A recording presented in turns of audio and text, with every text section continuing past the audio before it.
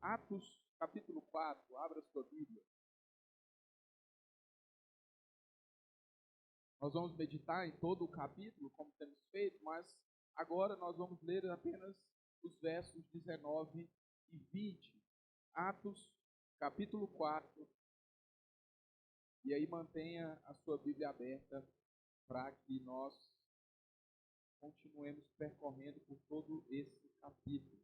Atos, capítulo 4. Quem achou, pode se colocar de pé, em reverência à palavra do Senhor, para que nós possamos lê-la. Diz assim: Mas Pedro e João responderam: Julguem os senhores mesmo se é justo aos olhos de Deus obedecer aos senhores e não a Deus, pois não podemos deixar de falar o que temos visto. Vamos orar mais uma vez? Paizinho querido, louvado seja o nome do Senhor pela tua palavra.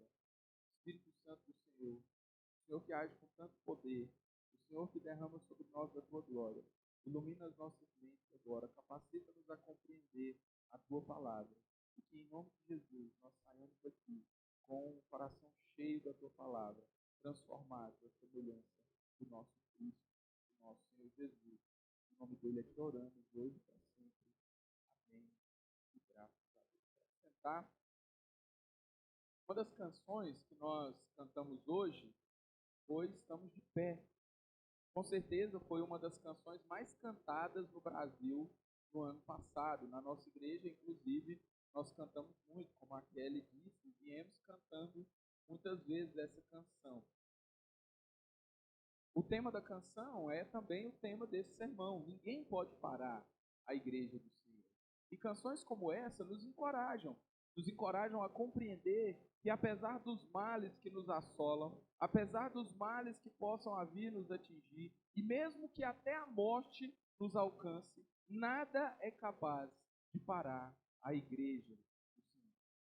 Nós chegamos ao capítulo 4 de Atos e aprendemos hoje com os nossos irmãos como nós, que também, à semelhança deles, fomos chamados para testemunhar de Jesus Cristo, devemos nos portar diante das perseguições desse mundo. Nós estamos hoje diante da primeira vez em que a igreja agora instituída é perseguida pelo império. Meu desejo é que ao fim desse sermão, nós sejamos encorajados a viver a nossa fé de forma firme, de forma constante, de forma ousada, sabendo que ninguém, nada, ninguém pode parar a igreja do Senhor. Acompanhe comigo aí os versos de 1 a 4. Enquanto Pedro e João falavam ao povo, chegaram os sacerdotes e o capitão da guarda do templo junto aos saduceus.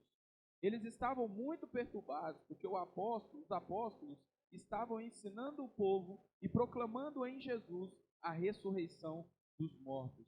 Agarraram Pedro e João e, como já estava anoitecendo, colocaram-nos na prisão até o dia seguinte. Muitos dos que tinham ouvido a mensagem creram. Chegando o número dos homens, creram perto de 5.000.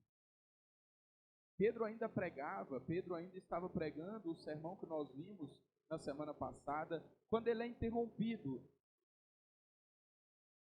por algumas autoridades do povo. Essas autoridades levam Pedro, João, e nós veremos mais à frente que levam junto também o homem que foi curado. Dentre essas autoridades, nós vemos 3 grupos. O primeiro grupo são os sacerdotes do templo. Eles eram mais ou menos 72 homens. Junto a eles estava o capitão da guarda, que era um desses sacerdotes e que era escolhido para cuidar. Ele era como se fosse o delegado do templo. Ele cuidava da segurança do templo. E o último grupo, os saduceus. Preste atenção em quem eram os saduceus. Os saduceus eram um grupo religioso da época, conhecido por se submeterem apenas ao Pentateuco, apenas à Torá, apenas aos livros escritos por Moisés, os 5 primeiros livros da Bíblia. E também eram conhecidos por negarem algumas doutrinas que para nós são doutrinas determinantes. Eles negavam a doutrina dos anjos, a doutrina dos demônios, a doutrina da imortalidade da alma e a doutrina da ressurreição. Quando nós sabemos disso e quando nós olhamos para o sermão de Pedro, não é difícil identificar o motivo pelo qual eles foram até Pedro para prender ele e João. Pedro falava a respeito da ressurreição. Lucas registra que já estava anoitecendo e os discípulos então são jogados na prisão e precisam aguardar até que o julgamento aconteça pela manhã seguinte. Apesar da interrupção, apesar de terem sido interrompidos no meio, de não terem conseguido concluir o sermão, muitas pessoas se converteram. E a igreja, que vem crescendo, vem passando por uma crescente extraordinária. Primeiro tinha 120, depois são acrescidos mais 3.000. Agora, mesmo com o sermão interrompido, mesmo com toda essa bagunça acontecendo, Lucas faz questão de registrar que o número de membros daquela igreja excede aos 5.000. Irmãos, eu imagino a cena que estava acontecendo ali. Não aconteceu uma coisa pacífica. Não foi uma prisão tranquila. Milhares de pessoas estavam ali ouvindo Pedro pregar. E de repente, dezenas de homens invadem o local, interrompem e prendem tanto o pregador quanto o seu escudeiro e também o homem que havia sido curado.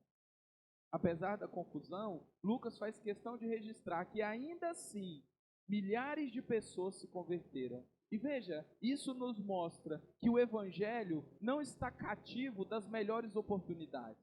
O evangelho não está cativo dos melhores locais. Nada, queridos, na verdade, nada, e nós vamos ver isso de forma clara, quanto mais nós avançamos no livro de Atos, nós vamos ver que apesar do povo conseguir silenciar pregadores, apesar de conseguir fazer o povo de Deus se espalhar, ninguém pode silenciar o evangelho. As pessoas podem tentar nos calar, podem nos lançar em cadeias, mas nada, nem ninguém, nem altura, nem profundidade, nem qualquer tipo de poder pode impedir o crescimento da igreja através da pregação. Isso é uma lição muito valiosa que nós precisamos aprender. E é a primeira lição que eu queria destacar com os irmãos nesse texto. Nós precisamos aprender com os nossos irmãos a pregarmos o evangelho sem medo, a pregarmos o evangelho com coragem, sabendo que a despeito de qualquer dificuldade, a despeito de qualquer perigo, a despeito de perseguição, morte, tortura, ninguém poderá conter a ação do Espírito Santo através da sua palavra.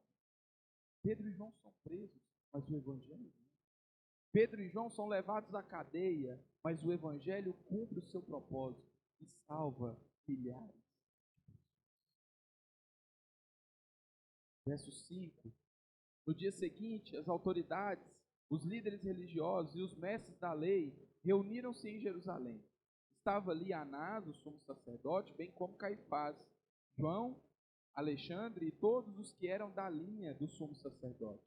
Mandaram trazer Pedro e João diante deles e começaram a interrogar: com que poder, ou em nome de quem, vocês fizeram isso? Verso 8. Então Pedro, cheio do Espírito Santo, lhes disse: autoridades e líderes do povo. O dia amanhece, as autoridades chegam e mandam chamar Pedro e João. O interrogatório se resume a uma pergunta. E, coincidentemente, era a mesma pergunta que Pedro havia respondido durante todo o capítulo 3. Com que poder, ou em nome de quem, vocês estão fazendo essas coisas? Veja, queridos, as autoridades não estavam preocupadas com o milagre.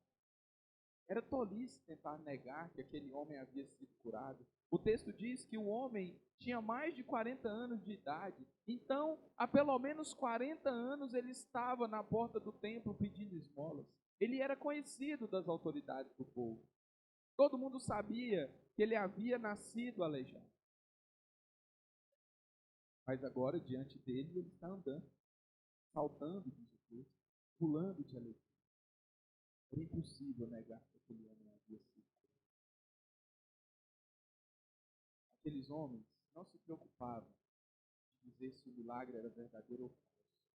A preocupação deles estava a respeito de quem, ou pelo poder de quem aquele homem exerceu. Mais uma vez, Pedro é o porta-voz. E agora o público de Pedro muda. Diante de Pedro não estão só os seus compatriotas. Diante de Pedro não estão somente as pessoas comuns do dia a dia. Não. Diante de Pedro estão as mesmas autoridades que tramaram, perseguiram e ordenaram a morte. Eu gosto de perceber uma coisa nessa história. A transformação que o Espírito Santo fez na vida de Pedro. Eu gosto muito de Pedro. A maioria das pessoas prefere Paulo, mas eu gosto de Pedro. Pedro parece revelar de forma tão simples e pura o que é a nossa humanidade, as nossas fraquezas, os nossos ímpetos, as nossas fragilidades.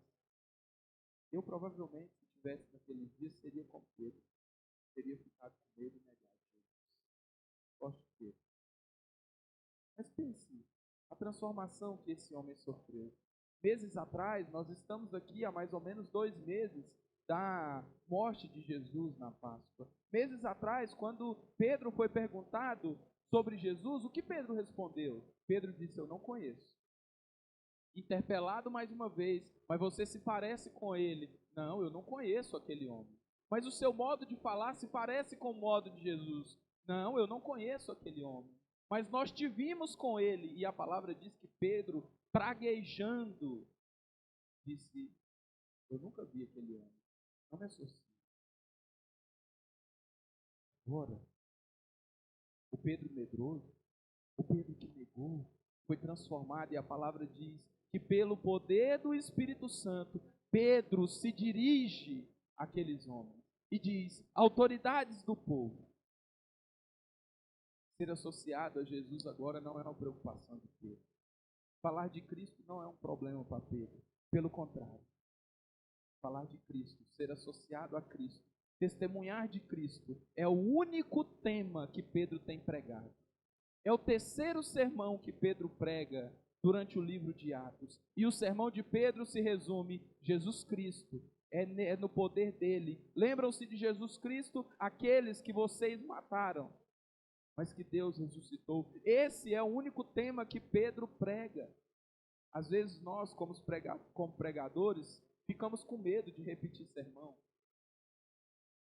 Mas Pedro, em 4 capítulos, prega um sermão só. Há 3 públicos diferentes, é verdade.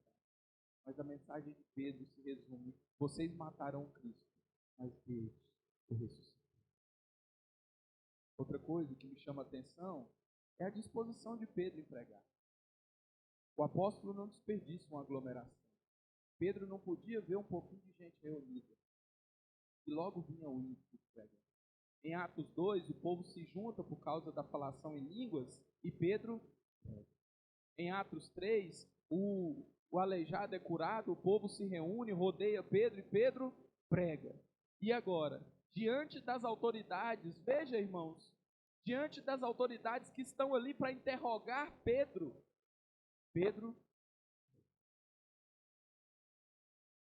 isso me faz lembrar ou pensar se nós temos aproveitado as oportunidades que o Senhor nos dá. Quando, seja por qualquer que seja o motivo, Ele ajunta pessoas à nossa vida. Do que nós falamos quando o Senhor junta pessoas ao nosso redor? O que nós comunicamos ao grupo de pessoas que o Senhor tem colocado diante de nós? Será que temos aproveitado bem as oportunidades como Pedro, pregando a tempo e fora de tempo? Ou será que temos nos acovardado, usando talvez como desculpa, como um escudo: ah, mas o momento não é bom, o momento não é oportuno, ah, mas o local não é propício, isso é coisa para se fazer na igreja, isso é coisa para se fazer a sós. Pedro não leva nada disso em conta. Pedro está na delegacia, pronto para ser interrogado. Ele poderia dizer: não, aqui Aqui eu tenho que responder as perguntas dele. Pedro não. Pedro olha e diz: tem gente aqui? Eu vou. Queridos, uma das maiores lições que Pedro nos ensina é que o púlpito não é o único lugar da pregação. O pastor Leandro Peixoto hoje pregou um sermão pela manhã e o título era: o púlpito não é suficiente. E ele falou sobre discipulado, sobre pais ensinarem a palavra aos seus filhos. Mas isso vai muito além, queridos. O púlpito realmente não é suficiente. Pense se as pessoas pudessem ouvir a palavra pregada apenas em momentos como esse. Pense se não existisse relacionamento de discipuladores. Pense se o crente se limitasse a ser crente apenas aqui nessas quatro paredes.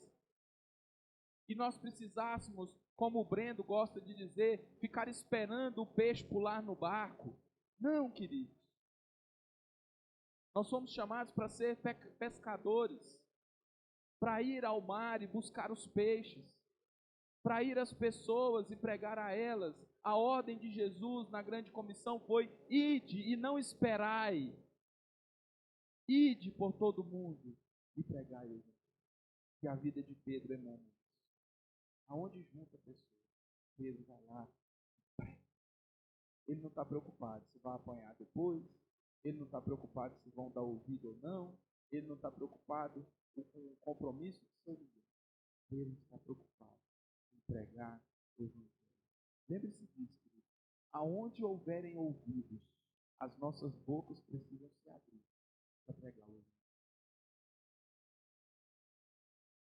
Verso 9. Venha comigo que essa leitura é um pouco mais extensa, do 9 ao 22. Pedro disse ao povo no verso 1, no verso 8, ele chama a atenção do povo, autoridades do povo, verso 9. Visto que hoje somos chamados para prestar contas de um ato de bondade em favor de um aleijado, sendo interrogados acerca de como ele foi curado, saibam os senhores e todo o povo de Israel que por meio do nome de Jesus Cristo, Nazareno, a quem os senhores crucificaram, mas a quem Deus ressuscitou dos mortos, esse homem foi curado. Este Jesus é, e aqui Pedro vai citar o Salmo 118, verso 22. Este Jesus é a pedra que vocês, construtores, rejeitaram e que se tornou pedra angular.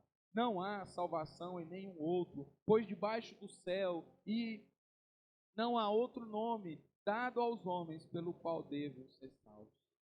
Vendo a coragem de Pedro e de João, e percebendo que eram homens comuns e sem instrução, ficaram admirados e reconheceram que eles haviam estado com Jesus. E como podiam ver ali, eles, o homem que fora curado, nada podiam dizer contra ele, não havia acusação. Assim, ordenaram que se retirassem do sinédrio e começaram a discutir, perguntando: o que faremos a estes homens? Todos os que moram em Jerusalém sabem que eles realizaram um milagre notório que não podemos negar. Todavia, para impedir que isso se espalhe ainda mais no meio do povo, precisamos adverti-los de que não falem mais a ninguém sobre este nome. Então, chamando-os novamente, ordenaram que não lhes falassem nem ensinassem o nome de Jesus. Mas Pedro e João responderam: preste atenção, julguem os senhores. Se é justo aos olhos de Deus obedecer aos senhores e não a ele, pois não podemos deixar de falar do que temos visto e ouvido. Depois de mais ameaças, eles os deixaram ir. Não tinham como castigá-los, porque todo o povo estava louvando a Deus pelo que acontecera, pois o homem que fora curado milagrosamente tinha mais. Pedro inicia o seu sermão, esclarecendo mais uma vez que estão diante de um julgamento um tanto quanto estranho. Pedro diz: irmãos, nós estamos aqui para ser curados, para ser julgados por conta de uma bondade que fizemos. E novamente, como Pedro tem feito, a primeira coisa que ele faz é direcionar a glória a quem é de direito, a quem realmente tem o poder para operar algo desse tamanho: Jesus Cristo. Veja, Pedro poderia ter arrogado para si. Pedro poderia ter dito, olha, eu fiz um milagre porque eu sou poderoso mesmo. Se vocês não sabem, eu sou apóstolo de Jesus. E talvez, enquanto eu falo isso, você se lembra de algumas pessoas que usam esses jargões. Pedro poderia ter dito, como muitos dizem nos dias de hoje, é pelo meu poder que eu faço. Eu tenho poder para curar. Mas não. Pedro poderia ter arrogado para si, e isso traria muitos benefícios, irmãos.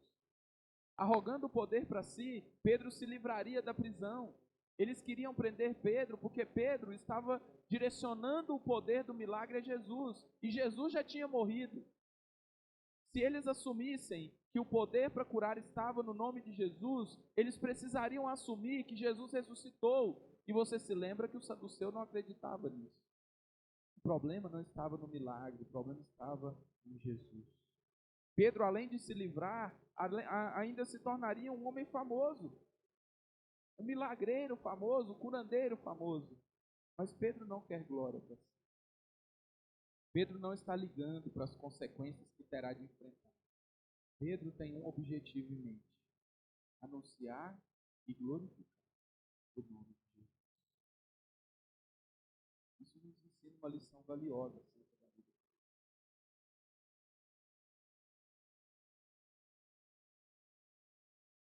A vida cristã, queridos, eu acho que eu nunca disse o contrário disso nesse público. A vida cristã nos expõe a sofrimentos. Ela não é uma uva. A vida cristã não é um morango do amor.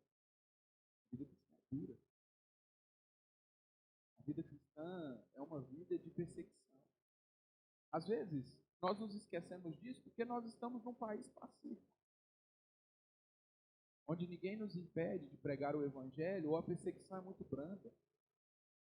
Esses dias vi um vídeo, acho que comentei com os irmãos, de uma máquina de tortura para missionários cristãos. Era uma caixa de pregos. Tinha prego nas costas, na frente e em volta. Se você não negasse a Cristo, você era colocado nessa caixa. Nós já falamos aqui do Coliseu e de tantos materiais de tortura, tantas formas de tortura que os nossos irmãos foram expostos ao longo do tempo. Nero fazia nossos irmãos de tochas humanas para iluminar o seu jardim. Tudo isso por amor de Cristo. Mas Pedro não está preocupado com isso.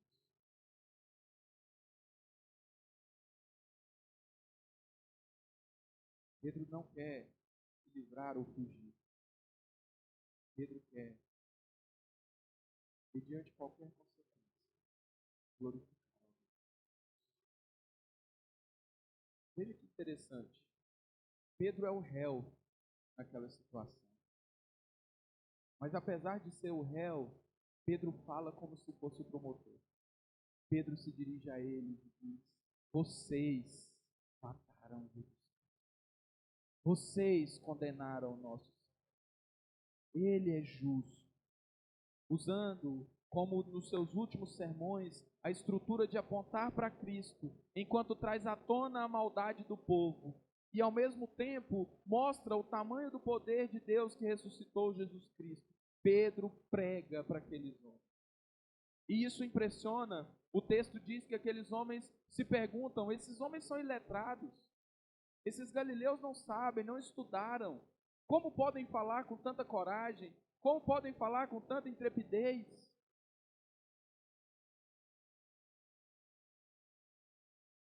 Pedro afirma que não há salvação em nenhum outro, a não ser em Jesus. Mais uma vez, o evangelho puro, simples e profundo é pregado por Cristo. Lembre-se, nós somos maus também. O sermão de Pedro deve ferir profundamente a minha alma e a sua alma. Apesar de não termos levantado a mão para condenar Jesus, nós o trocamos todos os dias por outras coisas. Nós o deixamos de lado a todo momento em detrimento de outras coisas. Somos indesculpáveis por nossos pecados. Mas Deus, em sua infinita bondade, nos deu Jesus Cristo para que nós, quando cremos nele, quando depositamos a nossa fé nele, quando nos arrependemos dos nossos pecados, nós herdamos a salvação. Porque não há em nenhum outro, vai dizer Pedro, salvação, senão no nome de Jesus. Queridos, nós precisamos vigiar e orar para que essa mensagem nunca deixe de ecoar. Essa mensagem pregada por Pedro precisa ecoar pela minha vida, pela sua vida e por onde quer que nós pisemos a planta dos nossos pés. Uma mensagem precisa ser pregada. Não há salvação em nenhum outro a não ser em Jesus. Sem terem como condenar os apóstolos, as autoridades se veem sem saída. Eles sabem que não conseguiriam condenar eles. Dito isso, chamam Pedro e João e os advertem. Olha, nós vamos soltar vocês, mas vocês estão terminantemente proibidos de falar em Jesus. E mais uma vez o Espírito toma Pedro e João com coragem e eles respondem àquelas autoridades com uma fala muito pesada. Eles dizem àquelas autoridades: como podemos deixar de falar o que temos visto? Essa pergunta, queridos, deve nos mover.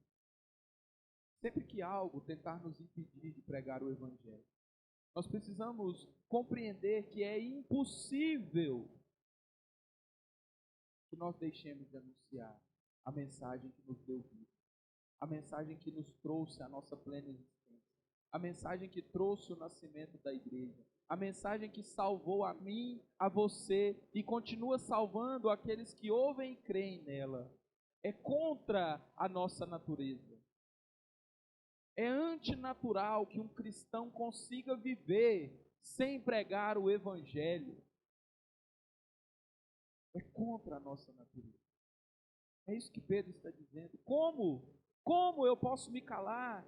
Como eu posso deixar de falar daquilo que tenho visto e ouvido? É impossível. Por essa mensagem, por ter essa convicção, tantos dos nossos irmãos morreram. Nós falamos agora do Coliseu, do Jardim, de Nero. Tantos foram perseguidos, mortos à espada, queimados em fogueiras, lançados em cadeias, torturados. Tantos morrem hoje. Quem sabe agora, ao invés de estar sentado como nós estamos, ao invés de estar num lugar confortável ouvindo a palavra de Deus, alguns dos nossos irmãos estejam presos em cavernas, sendo torturados e forçados a negar a Jesus Cristo. Por quê? Porque não puderam deixar de falar daquilo que viram e ouviram. Mesmo diante das mais terríveis e hediondas ameaças, as palavras de Pedro ditas aqui ainda ecoam com força, com poder e com ousadia.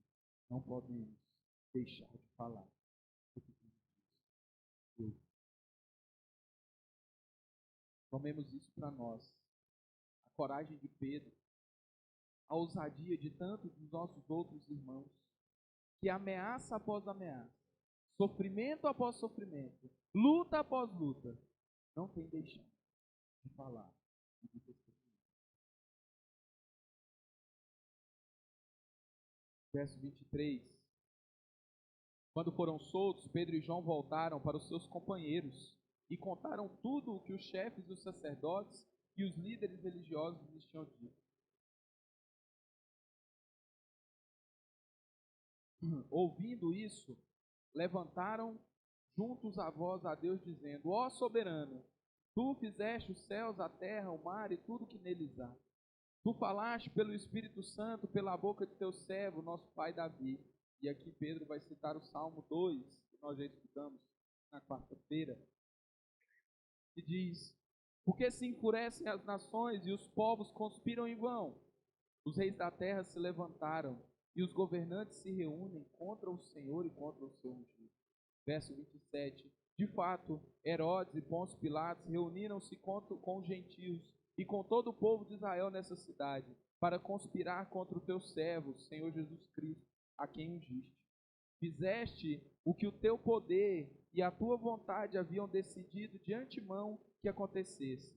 Verso 29, preste atenção. Agora, Senhor, considera as ameaças deles e capacita os teus servos para anunciarem a palavra corajosamente. Estende a tua mão para curar e realizar sinais e maravilhas por meio do nome do teu servo Jesus. Depois de orarem, o lugar tremeu. O lugar em que estavam reunidos tremeu. Todos ficaram cheios do Espírito Santo e anunciavam corajosamente. Ao serem soltos, Pedro e João poderiam ir para qualquer outro lugar, mas eles decidem voltar para onde estava a igreja, ou para onde estava pelo menos parte da igreja. Quem sabe ali estava um grupo, um pequeno grupo mais seleto, pessoas com quem eles tinham mais intimidade.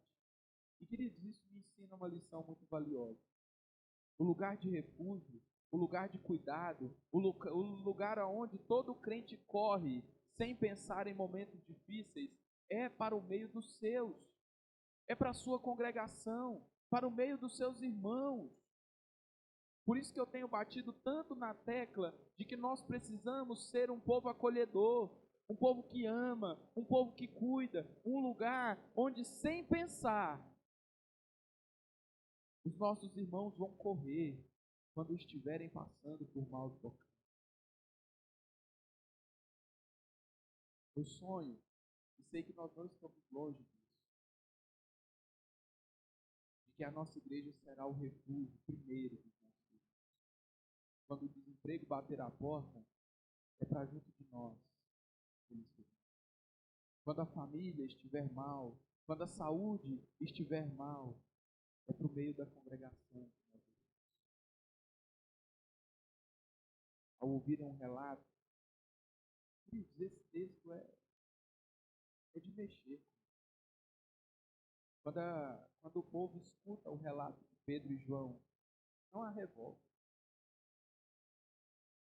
não há desejo de vingança. Ninguém se levanta e diz: Pedro, vamos tomar as tochas e vamos fazer uma manifestação na frente do Sinédrio. Pedro, vamos nos vingar. E nem mesmo Pedro, vocês conhecem a natureza de Pedro, nem mesmo Pedro deseja vingança. Aquele povo se limita a uma ação. Eles se juntam e começam a orar. E mais uma vez, o tema da oração está diante de nós. Glória a Deus pela pregação positiva. Porque aí ninguém pode dizer que sou eu que estou insistindo no tema, não é verdade? É o texto bíblico, é a Escritura, é o Espírito Santo convocando a igreja dele. Orem, orem, orem. Gastem tempo em oração. Dobrem seus joelhos em oração. A vida da igreja primitiva, a vida da igreja que ninguém pode parar, a vida da igreja sobre a qual as portas do inferno não prevalecerão, é embebida por oração. Nós precisamos orar.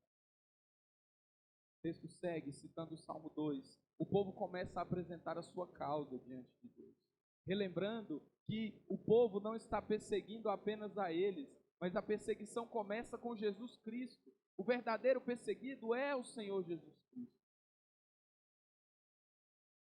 Vejam o verso 29, eu faço questão de ler de novo. Agora, Senhor, eles apresentam as causas ao Senhor, e agora eles vão pedir. Agora, Senhor, considera as ameaças deles. E aqui poderia vir do nosso coração pecador uma série de pedidos. Senhor, olha as ameaças que eles estão fazendo contra nós. Derrama fogo sobre aquele povo. Vem com a tua vingança, Senhor. Destrói o sinédrio, Senhor. Que não fique pedra sobre pedra. Quem sabe alguns poderiam pedir, como Tiago e João pediram quando estavam andando com o Senhor Jesus: Senhor, dá-nos poder para que nós ordenamos que fogo caia do céu sobre aquele povo. Aqueles ímpios, Senhor, que perseguem o Senhor, mata eles. Mas não é essa a oração. Agora, Senhor, considera as ameaças deles e capacita os teus filhos. Capacita para quê? para anunciarem a tua palavra corajosamente. Que não nos falte coragem, Senhor. Senhor, que as ameaças não parem, não nos parem. Senhor, que os ímpetos dos homens não nos freiem. Senhor, tira toda a covardia, todo medo do meio da tua igreja e dá-nos coragem. Estende a tua mão para curar e realizar sinais e maravilhas por meio do nome do teu servo Jesus. Eles não pedem proteção. Senhor, protege eles. Eles não pedem livramento.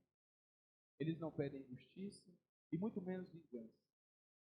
Aquele povo pede uma coisa: não nos deixe passar. Isso não detém. Dá-nos coragem. E aqui vem uma pergunta tanto quanto incômoda para nós. Será que nós temos gastado mais tempo nas nossas orações com coisas relacionadas a essa vida, enquanto nós poderíamos ocupar mais tempo orando pelo progresso do Evangelho? Eu não estou dizendo que você deve parar de orar pela sua saúde, pelo seu emprego, pelas coisas dessa vida, não. Afinal, o nosso próprio Senhor Jesus Cristo, na sua oração modelo do Pai Nosso, Ele nos ensinou a pedir pelo pão de cada dia. Mas perceba que antes de pedir pelo pão de cada dia, Jesus pediu: santifica o teu nome, ó Pai. Traga glória ao teu nome. Jesus pediu que o teu reino venha. E pediu que a vontade do Pai fosse feita. Pensemos nisso. Quando formos orar, oremos por essas coisas, elas são importantes. Mas gastemos tempo pedindo ao Senhor: Senhor, dá-nos coragem para pegar o teu evangelho. Dá-nos coragem para viver de forma digna. Senhor, que as pressões da cultura, que as pressões daquilo que o povo tem feito ou deixado de fazer, não mudem o nosso foco, não tirem o nosso olhar do alvo, não tirem o nosso foco da missão, que é testemunhar do Senhor Jesus aonde estivermos e quando estivermos. Senhor, dá-nos a coragem de Pedro, de onde vemos pessoas reunidas, pregarmos o teu evangelho.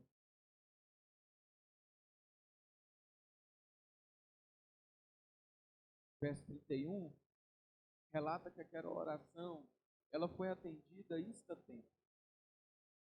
Quando eles acabaram de orar, num evento bem parecido com o Pentecostes, todos que estavam ali ficaram cheios. Glória a Deus. Querido, já pensou? Você acaba de orar, em nome de Jesus, amém. E o seu pedido aparece. Foi isso que aconteceu com aquele povo. Instantaneamente, quando acabaram de orar, pedindo coragem, pedindo que o Senhor os impulsionasse a pregar o Evangelho. Diz o texto: depois de orarem, tremeu o lugar em que estavam reunidos, todos ficaram cheios do Espírito Santo e fizeram o quê? Anunciaram corajosamente a palavra. Esse trecho reforça uma coisa que nós temos aprendido. A igreja que é cheia do Espírito Santo, ela revela essa qualidade através da pregação do Evangelho. Eu disse isso em 1 ou 2 sermões atrás e repito: ser cheio do Espírito Santo não é rodopiar, não é bagunça, não é gritaria, não é gente caindo ao chão. Ser cheio do Espírito Santo é anunciar corajosamente o Evangelho. É isso que a igreja de Atos. Em Atos 2, a igreja é cheia do Espírito Santo e o Evangelho é anunciado em línguas diferentes. Aqui, em Atos 4, a igreja pede: Senhor, dá-nos coragem, e o Senhor os enche do Espírito Santo. E nada mais acontece a não ser a pregação do Evangelho de forma ousada e corajosa. O Senhor nos enche com o Espírito Santo para que nós preguemos o Evangelho. Não para que nós fiquemos aqui dentro, brincando de qualquer outra coisa que não seja isso. O Evangelho não é bagunça, não é desordem. E ser cheio do Espírito Santo muito menos. Uma pessoa cheia do Espírito Santo, ela é reconhecida por uma qualidade: ela é como Pedro. Ela não pode ver uma pessoa vacilando. Ela vai lá, deixa eu te falar um negócio aqui. Você conhece Jesus? Essa é a qualidade daqueles que são cheios do Espírito. Caminhamos para o fim, verso 32. Da multidão dos que creram, uma era a mente e o coração. Ninguém considerava unicamente a sua uma coisa ou outra que possuísse, mas compartilhavam tudo que tinham. Como com grande poder, os apóstolos continuavam a testemunhar da ressurreição do Senhor Jesus, e grandiosa graça estava sobre todos eles. 34. Não havia pessoas necessitadas entre eles, pois os que possuíam terras ou casas as vendiam e traziam o dinheiro da venda e colocavam aos pés dos apóstolos, que distribuíam segundo a necessidade de cada um. José, um levita de Chipre, a quem os apóstolos deram o nome de Barnabé, que significa encorajador, vendeu um campo que possuía, trouxe o dinheiro e colocou aos pés dos apóstolos.